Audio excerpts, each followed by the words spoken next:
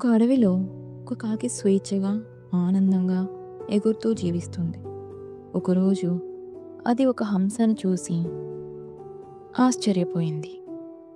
నువ్వు తెల్లగా ఎంత అందంగా ఉన్నావో.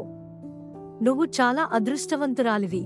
నాకంటే అదృష్టవంతురాలు రామచిలుక. అది 2 రంగులతో మెరిసిపోయే అందం. ఈ ప్రపంచంలో నిజమైన ఆనందంగా విహరించే పక్షి రామచిలుక. రంగుల కలల స్వేచ్ఛగా పయనించే అందమైన జీవం. కాకి వెంటనే చిలుక దగ్గరకు పోయి ఇలా అంది. ఆకుపచ్చని రంగుతో అందంగా ఆనందంగా ఉండే పక్షి నీవే కదా. నాకంటే నేమలి అందంగా ఎన్నో రంగులతో మెరిసిపోతుంది. ఆనందంగా నర్తిస్తూ ఉంటుంది. దాన్ని చూడటానికి చాలా మందికి ఆసక్తి ఉంటుంది. నేమలి, నువ్వెంత అందంగా ఉన్నావో. నిన్ను చూడటానికి చాలా మంది వస్తున్నారు. నీవు నిజంగా చాలా అదృష్టవంతురాలివి. నేను అందంగా ఉన్నానని చాలా మురిసిపోయాను.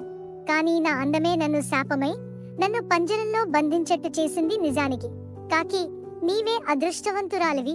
హాయిగా స్వేచ్ఛగా ఎక్కడైనా తిరగగలవు. మనం కూడా అంతే. ఇతరులతో పోల్చుకొని చూసుకుంటాం.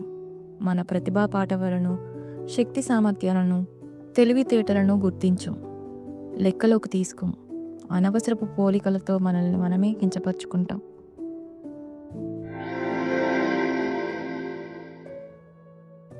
క్లాస్లో టీచర్ ఉన్న పిల్లలందరికీ ఒక్కొక్క బెలూన్ ఇచ్చి వాటిలో గాలి ఊది స్కెచ్ పెన్తో వాటి మీద వాళ్ళ పేర్లు రాసుకోమంది.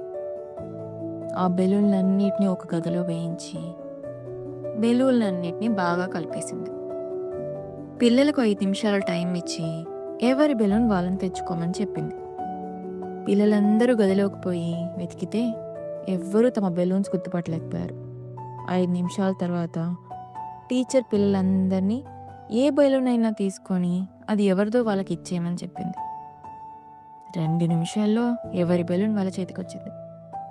అప్పుడు టీచర్ చెప్పింది, బెలూన్స్ మన ఆనందం లాంటివి. తన ఆనందం మాత్రమే చూసుకుంటే ఎవరికీ ఆనందం దొరకదు.